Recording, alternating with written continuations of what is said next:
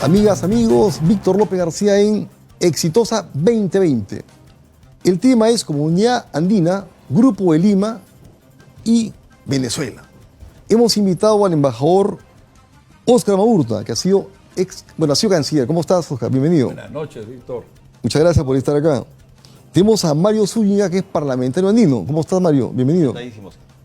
Y al doctor Luis Fernando Peredo, que es encargado de negocio, pero es realmente la más alta autoridad de de Bolivia en el Perú. Muchas gracias. Muy bien. Óscar, tú que has sido canciller, ¿cuál es el balance que hace de 50 años de la comunidad andina para el Perú? ¿Qué hemos logrado, qué no hemos logrado, qué faltó, qué falló? La comunidad andina, sin duda que es el proceso más necesario que desde hace 50 años visionariamente los jefes de Estado que lo convocaron, que lo organizaron y que un poco siguieron la pauta de lo que es el modelo de lo que finalmente es la Unión Europea. Y creo que, y es una frase muy simple quizás de la que voy a decir, pero muy descriptiva, si no existiese la comunidad andina habría que inventarla, porque ciertamente es necesario. Fuimos 6, Chile se apartó en un momento determinado, aunque ahora desde el año 11 está como en carácter de asociado, y Venezuela se apartó por razones de un corte más bien ideológico. Pero los 4 tenemos resultados tangibles, tenemos una estructura muy bien concebida y tenemos una proyección económica y comercial exitosa, conveniente, que venimos organizando metodológicamente, exitosamente.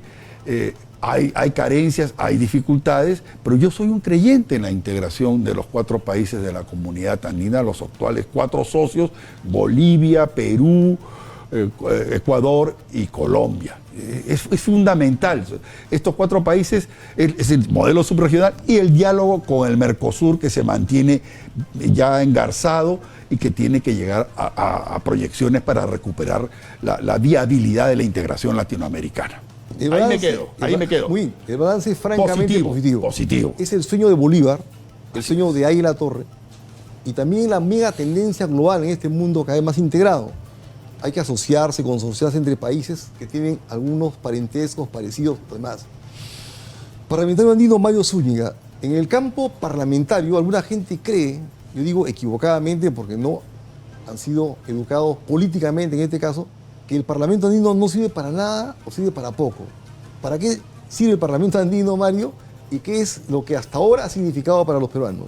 Bueno, primero, de rigor, saludar la presencia aquí, estar con 2 embajadores de FUSTE y en particular de nuestro querido embajador Óscar Maurtua, quien ha dejado un legado en el paso por Cancillería enorme y quienes le recordamos esa gran labor como embajador.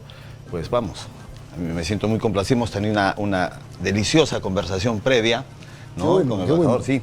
Bueno, entrando en materia, sí, claro. Lo que pasa es que, bueno, yo corroboro lo que ha dicho nuestro embajador y quiero expresarlo en resultados, en cifras.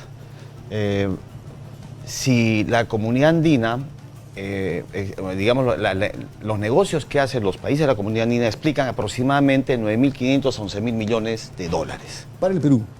No, de los países de la comunidad andina. A nivel global. Pero tendríamos que tener en cuenta que nuestro país exporta un promedio de 52 mil millones de dólares. Estamos hablando de casi un quinto. Eso es un resultado de... positivo, por supuesto. Positivo, naturalmente. Bueno, no se puede explicar los procesos de desarrollo si acaso nos vemos de una manera autárquica. Tenemos que abrirnos, tenemos que hacer acuerdos bilaterales y, cómo no, también estos comunitarios, que son 4 países del Parlamento andino, 5 de la comunidad andina, y los resultados lo demuestran. Por ejemplo, uno de los aspectos importantes que puedo señalar, los recientes, es la eliminación del roaming en los países de la comunidad andina. La movilidad humana, es decir, ahora podemos transitar de un país a otro solamente con un DNI. La movilidad de bienes y servicios, arancel cero. ¿no?, en los países de la comunidad. Son cosas importantes que finalmente explican ese monto que le he mencionado de negocios internacionales. Luis Fernando Peredo, tú has tenido rango de canciller casi en una oportunidad y has sido ministro también en tu país, Bolivia, ¿verdad? De desarrollo económico, sí, no a nivel de canciller. ¿Cuál es el balance que tú tienes respecto al impacto de la comunidad andina en Bolivia? Los logros que consiguieron, por ejemplo. Bueno, yo coincido con las dos personas aquí presentes y que de hecho tienen muchísima experiencia y prerrogativa y elementos para poder juzgar de manera concreta y objetiva el tema de la importancia de lo que es la comunidad andina. Obviamente para Bolivia la comunidad andina de naciones ha sido siempre supremamente importante. Me parece que en este gobierno transitorio que empezamos a partir de noviembre del año pasado, vamos a tomar con mucha más fortaleza el interés y las relaciones con la comunidad andina de naciones, las que se vieron un poco menguadas en los últimos años por cuestiones ideológicas, como señalaba nuestro estimado canciller también en su momento. Pero obviamente la comunidad de naciones para nosotros es supremamente importante y estamos ahora con la Secretaría Pro Tempore de la CAN. Hemos estado celebrando los 50 años con una gran algarabía y absolutamente motivados porque entendemos que a partir de estos 50 años y con la voluntad explícita de los 4 países miembros y también la voluntad en muy corto plazo, esperemos, de la adhesión de otros países y el caso de la voluntad de adherirse también, de volver en realidad a Venezuela, me parece que es muy importante para todos nosotros y eso demarca lo que tiene que ser la diplomacia moderna, la diplomacia comercial, la diplomacia de integración y lo que de hecho está demostrando la Comunidad de Naciones es eso, es un instrumento supremamente importante para consolidar las diplomacias y las realidades políticas, económicas y comerciales de los países miembros. Un tema que ha afectado, digo, decisivamente, y lo mencionó el embajador Maurto, es el tema ideológico-político. Cuando Venezuela sigue siendo un gobierno del socialista y comunista Foro de Sao Paulo, ¿no es cierto? Es el socialismo del siglo XXI, creado por los mentores de Chávez y ahora de Maduro, y durante un lapso de tiempo significativo, 10 años casi, Ecuador ha estado asignado por un gobierno de esa naturaleza y Bolivia también. Entonces, ¿no?, ha habido una entente muy complicada y compleja en términos ideológicos y políticos que ha afectado o no ha afectado esta comunidad andina. ¿Qué dices, Oscar Maurto? Naturalmente que sí, Víctor. Por cierto que ahora ya se viene recuperando esa armonización, porque al final de cuentas esta supranacionalidad que aspiran, ¿no?, la comunidad andina, que ya ha sido denunciado por mis colegas, es muy clara. Pero si hay visiones distintas, vienen antagonismos y vienen discrepancias y vienen suspicacias y ya pues Bolivia está plenamente identificada en un proceso de economía de mercado, Ecuador también, además del caso de la comunidad andina, estamos todos en Colombia, que tiene obviamente valores democráticos muy sólidos, y el Perú. Los 4 estamos muy empeñados en que se pueda retomar la presencia de Venezuela, que fue apartada. Venezuela forzosamente se le trasladó a Mercosur, caprichosamente, porque no integra geográficamente, ¿no? Pero se le llevó, se le trasladó. Lo que debemos batallar, yo creo, y que debemos estar muy comprometidos, y así lo han dicho nuestros países que participan además del Grupo de Lima, en el último comunicado que ha salido hace 3 días, de la reunión en Canadá, es que hay que fortalecer, hay que llevar elecciones libres. Las cargas ideológicas tienen significado, porque si no, no hay proceso. Los europeos han logrado gobiernos de derecha, de izquierda, pero ya están en otra jerarquía de desarrollo. Pero cuando hay discrepancias fuertes, ¿qué fenómeno se ha producido? El Brexit. Gran Bretaña se apartó. Y en el fondo Gran Bretaña se ha apartado por algo que es muy simple, de la Unión Europea, porque en el fondo una nación que estuvo habituada a ser potencia dominante. El poder estaba en Londres y el poder después de la Segunda Guerra Mundial se traslada a Nueva York, el poder hegemónico, ¿no es cierto? Y a esa nación le ha costado seguir las reglas de una alta burocracia, pero finalmente tecnocracia que maneja todo desde Bruselas. No se da en la comunidad andina. Nosotros hemos distribuido funciones muy armónicamente. El Tribunal Andino está en Ecuador, que el Parlamento está en Colombia, que la sede de la CAN está acá. Todo está. La Corporación Andina de Fomento siempre se alternaba entre Ecuador y Bolivia. El último presidente de la CAF ha sido un brillante economista, Enrique García Lá, potenciaba un desarrollo impresionante. Enrique García ha logrado, la CAF se afirma que compite ya con el Banco Interamericano de Desarrollo por la seriedad, la continuidad que le ha dado. O sea, estamos hablando de hechos tangibles, pero donde tiene que haber armonización ideológica. No tenemos que pensar idénticos, pero sí tenemos que pensar consensuadamente para poder sacar adelante a nuestras poblaciones. Son 120 millones de seres humanos. Muy bien, Oscar. Pero pregunto, ¿no? Sí. Al parlamentario andino Mario Zúñiga, ¿no? Y por supuesto luego a Luis Fernando Peredo.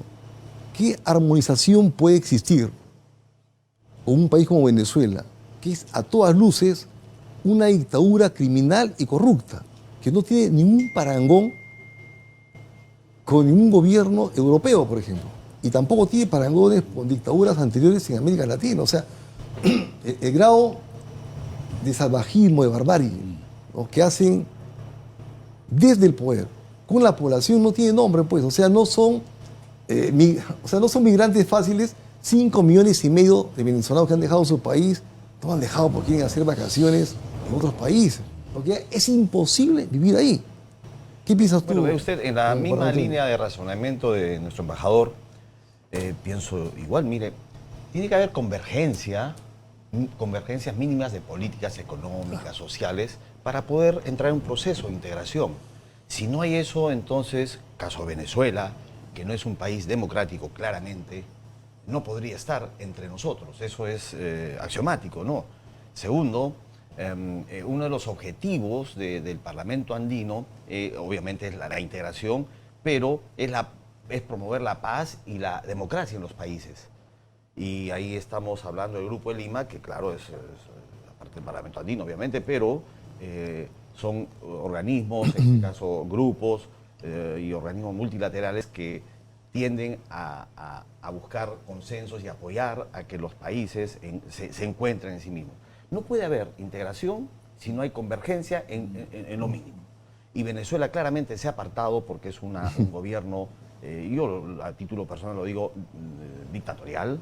No hay la mínima democracia, se vulneran los derechos humanos, se vulneran, con los derechos humanos vulnerados ya estamos hablando de muchas cosas. La economía es un estado fallido, para no nombrar los ratios o indicadores.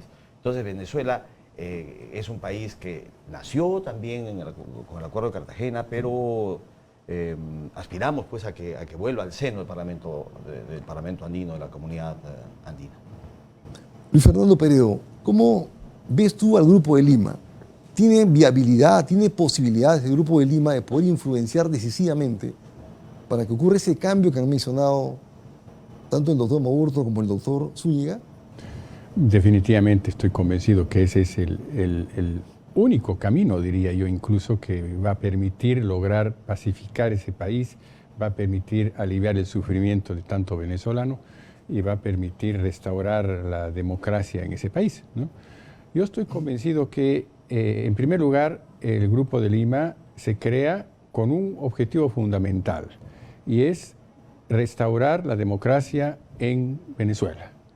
Se crea en agosto del pasado año, del 2019, y se consolida como un interés de 14 países, pero me parece que ahora entran Bolivia también, se adhiere Bolivia, se alejan México y Argentina, por cuestiones ideológicas que señalaba nuestro canciller, ¿verdad?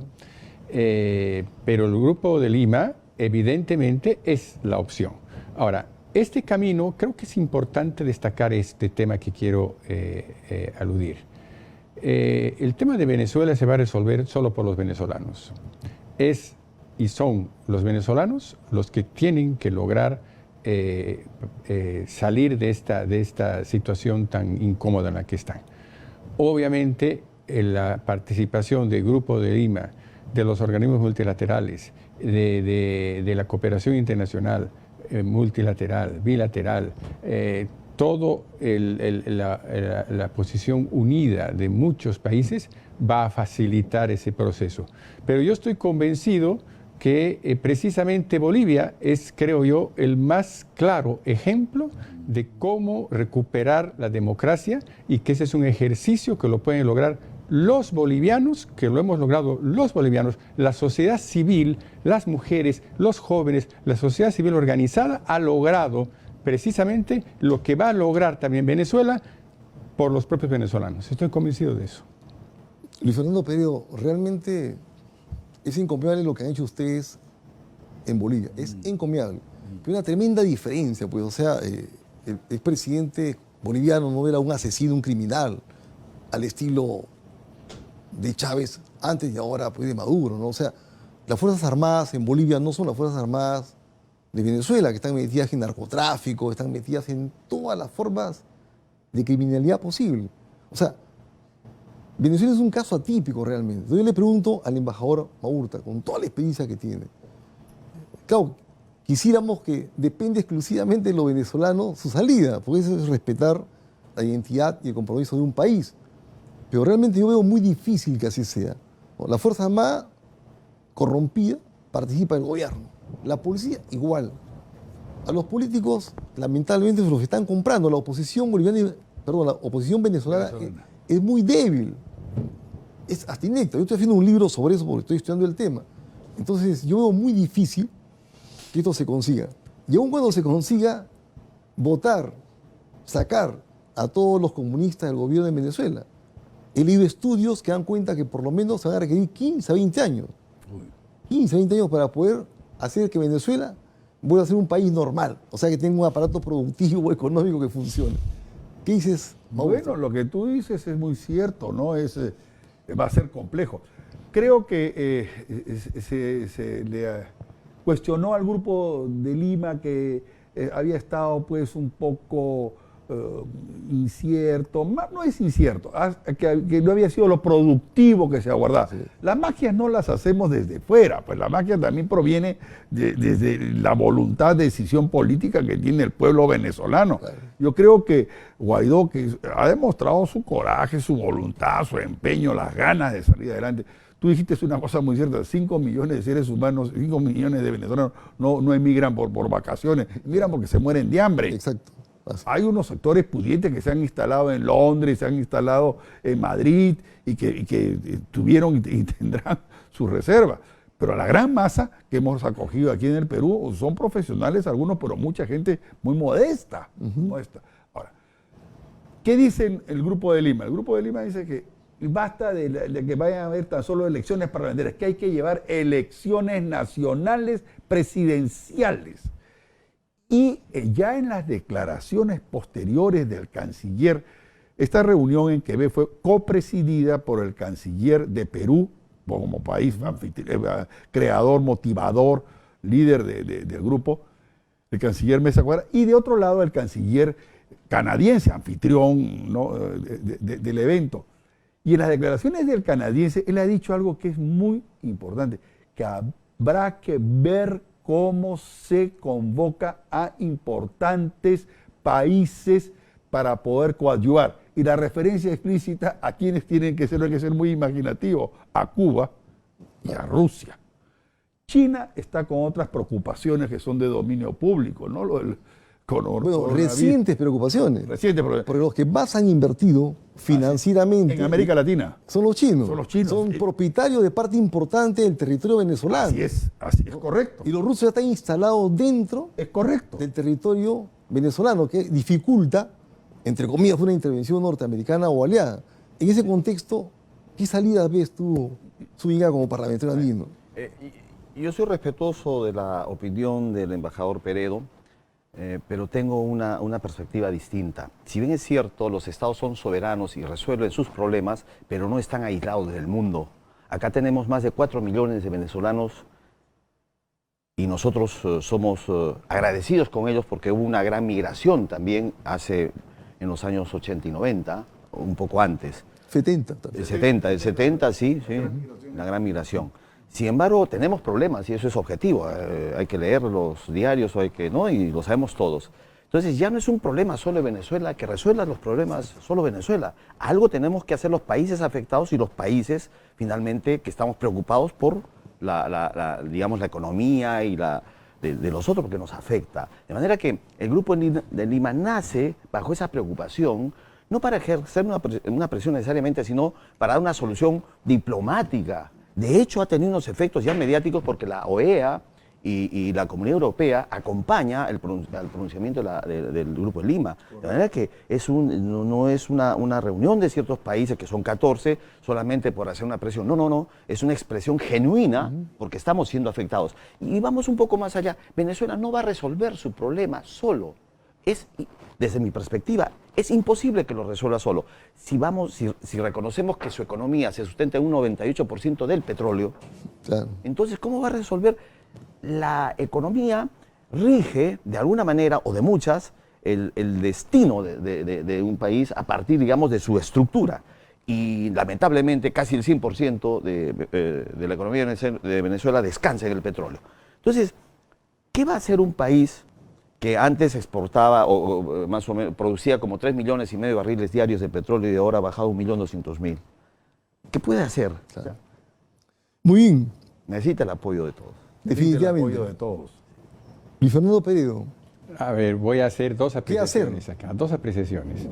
En primer lugar, estoy plenamente convencido que las sociedades civiles son las que finalmente demarcan el destino de su país. 2 minutos. No estoy de acuerdo en el sentido en el que no van a poder hacer los venezolanos algo para salir de este problema. Yo estoy convencido que sí lo pueden hacer. En ningún momento dije yo que solos ellos pueden resolver su problema, en ningún momento.